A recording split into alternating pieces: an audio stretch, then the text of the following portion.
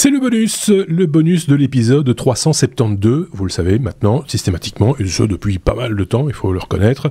On a comme des choses à dire, beaucoup de choses à dire, enfin en tout cas nos chroniqueurs ont des choses à dire, et donc on se donne le temps, 15 minutes de plus pour s'exprimer, puisqu'un bonus ne fait jamais plus de 15 minutes, c'est la règle qu'on s'est fixée, parce que sinon on est reparti de nouveau pour 1 heure, et c'est pas le but. Parce que faut aussi vous laisser le temps d'écouter d'autres podcasts et de regarder d'autres choses. Voilà, on tient à ça. On joue donc la carte de la complémentarité. Mot que j'ai difficile à prononcer après une certaine heure. Aurélien, bonjour. Sébastien, bonjour. Et re-bienvenue, j'ai presque envie de vous dire. Et on commence avec Sébastien pour parler de RCS. Le RCS, c'est pas un format qui semble convaincant pour tout le monde. Il faut que tu expliques ce qu'est le RCS. Tu as 3 minutes et demie. J'étais sûr de ta question, donc au moment où tu préparais, je me dis vite, merde, c'est quoi encore l'acronyme? Et donc je cherchais l'acronyme avant pour être sûr de ne pas dire une boulette, confirmé. Et alors l'acronyme, c'est, alors tu as le RC Strasbourg, le Rugby Club de Strasbourg, le Royal Society of Chemistry, et le Rich Communication Service. Il y a oui, c'est celui-là. J'avais aussi le RC Soigny, parce qu'il y a aussi des RCS en Belgique, tu vois. Le Racing Club Soigny. Et alors, je ne les trouvais pas, il était très très loin. Le Rich Communication Services. Ouais. Tu avais d'abord tous les trucs de sport. Et donc, c'est quoi? C'est le protocole que Google a défini plus ou moins tout seul, pour le moment. Pour remplacer le SMS, plutôt que de passer par le réseau de l'opérateur, ça passe par les réseaux du coup, de Google et d'Apple. Et la plupart des opérateurs ont sauté le pas et ont donc intégré ça dans leurs offres. Si vous êtes en Belgique, quasi tous les opérateurs ont du RCS, vous vous en rendez pas compte, mais vous pouvez du coup recevoir, au lieu des SMS, des messages un peu plus riches, qui effectivement peuvent inclure un lien, une image, un machin, tout le bazar. Et quelle est la problématique du RCS? Eh bien, c'est que Apple a l'air de traîner énormément les pieds pour pouvoir l'intégrer. Ils l'ont dit d'ailleurs à la dernière conférence qu'ils n'étaient pas hyper chauds. Et pourtant, Google continue à insister. Et voilà, là on est encore dans des échanges entre les deux compagnies publiquement où Google dit s'il vous plaît faites-le et Apple dit et ton truc il est pas mature, t'abandonnes toujours plein de produits, à un moment t'es sûr quoi. Et je vous résume le truc très rapidement, ouais. Si vous voulez les vrais échanges, il faut aller voir le truc. Et autant j'aime bien le RCS parce que je trouve que le SMS, il a peut-être fait un peu son temps et qu'il y a des choses qu'on aimerait voir dans ce genre de communication plus facilement.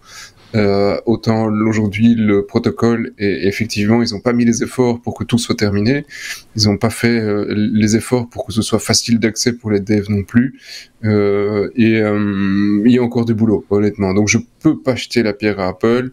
Maintenant Apple pourrait aussi mettre son poids dans la balance pour que ce truc soit un petit peu plus ficelé et un petit peu plus utilisable. Mais, et là je termine avec ce point, d'un point de vue développeur, je suis pas super chaud d'intégrer ce genre de technologie dans des plateformes de notification, parce que on l'a vu en Inde il y a quelques semaines, dès que Google considère que ça ne va pas parce qu'il y a trop de publicité, ils te coupent le réseau, ni vu ni connu comme ça dans tout un pays, et ils ont coupé toute l'Inde, et tu te retrouves coincé bec et ongle. Ouais, donc d'un coup là tu te dis, pourquoi je vais l'intégrer si les mecs ils appuient sur le bouton un vendredi matin à 8h parce qu'ils en ont plus envie, et tu fais quoi? Ouais. Donc voilà, là ça manque un petit peu d'obligation. Moyen bien, ouais, c'est ça. Voilà. Ok. Juste pour ceux qui me connaissent personnellement et qui se disent mais pourquoi Marc il dit pas que RCS c'est aussi une marque c'est un éditeur de logiciels pour les professionnels de la radio comme le logiciel Selector ou G-Selector par exemple, voilà, je l'ai dit. Comme ça, voilà. Connaissez pas? Très connu, très connu. RCS, ils font. C'est vrai qu'en Belgique, il y a beaucoup de RC machin, c'est Royal machin. Oui. Royal. Mais ça, c'est un host, c'est pas belge pour le coup. Mais bref. Un vieux logo. Oui, c'est un vieux logo. C'est un vieux logo. Aurélien, catamaran. Oui. J'aurais pu dire catadioptre ou écluse, mais non, j'ai dit catamaran. Voilà. Camoulox. Voilà. C'est quoi, producteur d'hydrogène, le catamaran en plus? Exactement, c'est donc ça a été annoncé cette semaine. Le projet Farwind révèle le design de son catamaran producteur d'hydrogène. Alors c'est une start-up de l'école centrale de Nantes, français qui a levé 4 millions d'euros. Déjà, ils sont une trentaine de personnes. Ils comptent lever pour 2025 20 millions d'euros pour financer la mise au point de ce catamaran qui donc permettra de produire de l'hydrogène et de l'électricité selon son fondateur Arnaud Poiton. Alors c'est pas les petits catamarans de plaisance parce que ça produira 10 gigawattheures par an par navire. Il compte avoir un navire opérationnel en 2025 et ce projet vise les zones non interconnectées comme les Antilles, la Guadeloupe, tributaires des énergies fossiles pour faire de l'énergie. Donc je trouve que c'est un projet écologique assez intéressant. À défaut d'être beau. Parce que c'est pas un bateau super beau. Hein. Quand on a l'image du catamaran, on se dit c'est quand même des beaux bateaux les catamarans. Ici c'est un gros avec 4 grandes cheminées. C'est pas esthétique. Oui, enfin versus une centrale nucléaire, je préfère ça. Hein. Oui, enfin ça dépend d'où on se place parce qu'une tour de refroidissement d'une centrale nucléaire, moi je trouve pas ça totalement laid. Les décors en Belgique nous-mêmes. Hein. C'est ça. On peut mettre enfin bref. Bon. Chacun. Oui, c'est vrai. À Anderlecht, il y avait plein de LED. On fait des trucs en hiver. Il y a c'est vrai. C'est les tours de refroidissement. C'est pas du nucléaire là, c'est du. Oui, c'est pas du nucléaire. Oui, je sais, d'accord. Mais c'est une tour de refroidissement tout pareil. Oui, c'est tout pareil. Les décors. On est d'accord. Oui, on met des LED nous dessus pour faire joli, pour que ça se voit de loin. On fait ça comme ça chez nous. Oui. Après, tu peux faire des designs sur Internet et il l'envoie, le upload. C'est génial. Ouais, c'est super. Non, on est fous. Oui, c'est ça, c'est dingue. Ok. Rien à rajouter sur le catamaran, monsieur? Non. On va repasser la parole à Seb. Il y a plein de trucs à dire. Et comme on est juste compris comment il le générait, mais. Oui, c'est un problème. C'est que avec de l'eau. Oui, d'accord. Ok, ça va. Comment il le génère, je ne sais pas. Comment il le génère? T'as une minute, rien. L'hydrogène? Oui. Ah bah oui. Ah merde, c'était ça l'info. Non mais c'est à partir de l'eau. Non mais c'est. Vous lirez l'article, mais c'est à partir de l'eau. C'est à partir de l'eau. Oui, mais moi aussi je peux prendre de l'eau. C'est pas de l'eau. Mais voilà, il le produit en tout cas. Mais voilà, vous irez lire l'article. Moi je le ferai. En tout cas, on est arrivé pile poil à la moitié de ce bonus, donc je repasse la parole à Sébastien, puisque toi, tu as des choses à dire concernant un sujet que je ne vois plus parce que j'ai perdu le pointeur de ma souris. C'est Meta qui doit vendre Giphy. C'est Meta qui est... Oui, Giphy, cette histoire-là, parce que de temps en temps, Meta achète des boîtes, en veux-tu, en voilà, et puis de temps en temps, finalement...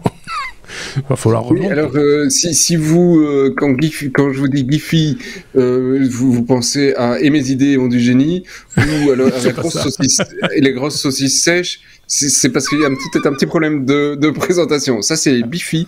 Ici, on parle de Giphy. Giphy. Donc, c'est le truc avec des images, des GIFs animés qu'on peut mettre un peu partout, qu'on retrouve évidemment, du coup, sur tous les réseaux Meta. Et que Meta, donc Meta, Facebook, Google, machin, Google, fatigué. Non, Alphabet. Meta, Instagram, et machin, Camoulox, hydrogène, on y est. C'est dur. Et donc, c'est très dur. Et donc, c'est le truc qui vous fait des images animées, des GIFs animés, c'est ça. Et qu'ils ont racheté 400 millions de dollars en 2020. Oui. Et bien donc, le truc anti-concurrence, machin, brol, en Angleterre a dit « pas d'accord ». Et alors Meta a dit « pas cool, ok, je le vends ». Et voilà. Je vous ai résumé le truc un petit peu, mais là, tu vois, c'est facile, c'est factuel. Oui, c'est simple. C'est ça. L'autorité des marchés leur a dit non. 400 millions. Et donc, bon, combien vont-ils perdre? Parce qu'ils vont le revendre, même du coup, comme on sait qu'ils sont obligés à qui déjà, et qu'il faut animer. Il faut savoir à qui, et comme ils sont acculés quelque part, finalement, c'est l'acheteur qui va. Je vois pas Amazon, tu vois, je vois pas trop ça sur Amazon. Tu fais ton achat et puis tiens, tu mettrais pas un petit kiff animé dans ma commande? Non. Tu vois, sur Microsoft, ouais, dans Teams, un petit kiff animé sympa. mais ça, il y a déjà dans Teams, mais c'est pas très étoffé, mais voilà. Là, payer 400 millions pour ça, juste pour Google, des gifs animés, je pense qu'ils en ont aussi, tu vois, donc... Oui, c'est ça. Ici, dans les RCS. C'est chaud, quoi. Dans les RCS. Mais tais-toi, Google. Oui, mais voilà, c'est comme ça. En fait, ce podcast se fait à 4. C'est quoi ce bordel? Il y a la dame de vous vouliez des chroniqueuses féminines, voilà. Voilà, Google Home qui intervient de temps en temps. Mais à chaque fois, elle dit je ne comprends pas. Mais non, mais c'est parce qu'elle est bête. Ouais. Voilà. Non, mais Google Home n'est pas le truc le plus intelligent. Non, et comme toi, elle est pas nette.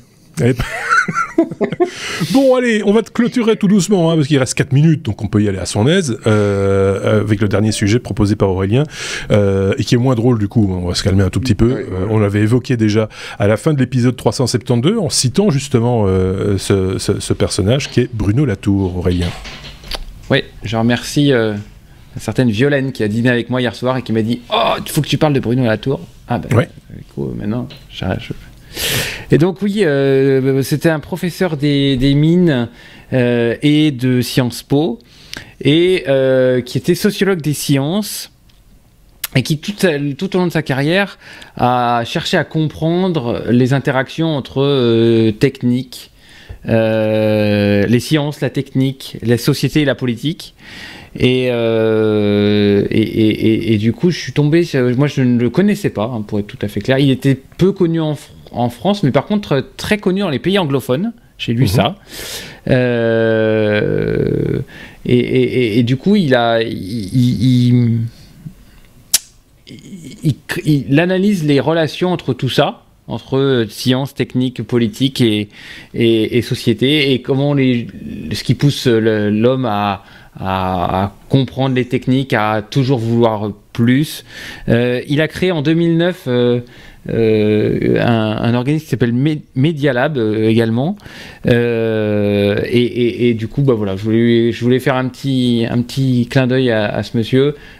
Si vous êtes intéressé par tout ce qui est science et les interactions que peut avoir la science avec le monde moderne, les évolutions sociétales et politiques, allez jeter un œil. Il a énormément produit. Vous avez regardé rien que son Wikipédia, je sais pas combien de livres il a à son actif, combien de thèses il a, et je sais même, il a des thèses honoris causa d'un tas de livres, il y a des notes d'actualité, il y a des cours, il y a des il y a plein de choses à découvrir. Il y a un site, bruno-latour.fr. Et donc, il y a plein de choses à lire, à découvrir. Voilà, c'est peut-être une occasion. Je ne sais pas si vous connaissiez ce monsieur. Moi non, personnellement pas. Je ne sais pas, Sébastien. Moi non plus, j'avoue. Voilà, donc. Ok. Bon voilà, donc. Mais bon, c'est dommage de le découvrir aussi sur le tard comme ça. C'est ce que j'allais dire. Surtout quand il est mort. C'est con. C'est dommage. C'est ça. En même temps, voilà, c'est l'occasion d'en parler. On l'a fait dans cet épisode, dans ce bonus, comme on avait promis de le faire d'ailleurs, comme je le disais, en fin d'épisode 372. Ce qui conclut donc ce bonus. Finalement, vous avez galopé comme des fous, il reste 1 minute. Qu'est-ce que quelqu'un veut raconter une petite blague ou une petite news pour un petit peu égayer cette fin d'épisode? Oui, moi, alors donc, oui, c'est ce que je te disais que t'étais pas net. Non, je suis pas net. T'es pas net. Alors donc, comment ça produit de l'hydrogène? Moi, je voudrais vraiment savoir. Je ne sais pas. T'as lu l'article? Mais non, j'ai pas lu l'article. Moi, je participe à ce podcast, mon sang. Je te dis. Avec de l'eau. Oui, d'accord, mais si tu mets de l'eau sur mon vieux catamaran, ça produira pas de l'hydrogène, à moins que je fasse du méthane pendant ce temps-là. Où est-ce que tu produis l'hydrogène? Comment? Plateforme visant à produire de l'électricité en mer. De l'hydrogène, en tous les cas, c'est par électrolyse de l'eau. D'accord, mais où vient ton énergie? L'énergie primaire, c'est laquelle? C'est quoi? C'est quoi? C'est une interro. On est coté après. C'est notre devoir. Si vous avez compris, vous pouvez mettre en commentaire. C'est quand même c'est ballot. Enfin, c'est pas de ta faute, faut être très clair. C'est que pour le coup, là, on passe à côté d'une news qui est pour moi intéressante aussi, en bout de course. C'est moche. Savoir. Après, c'est moche. C'est pas un beau bateau. Il faut être très clair. Ils ont beau mettre des petits goélands après. apparaît sur l'image. Ils ont des groupes électrogènes dedans, peut-être. Hein. C'est ça, diesel. Diesel. Bon, allez, assez dit de bêtises. Merci d'avoir écouté ce bonus une fois de plus. N'hésitez pas, les commentaires sont les bienvenus, les blagounettes aussi, les insultes, on va s'en passer. C'est un hydrogénérateur sous la coque. Ah, c'est ça, c'est comme ça que ça marche, effectivement. Donc, une découverte de plus à faire en écoutant les technos et en allant lire les articles, puisqu'on vous met les sources vers nos différents articles. Merci Aurélien, merci Sébastien, et on se dit à très bientôt, évidemment, pour un nouvel épisode et de nouvelles aventures.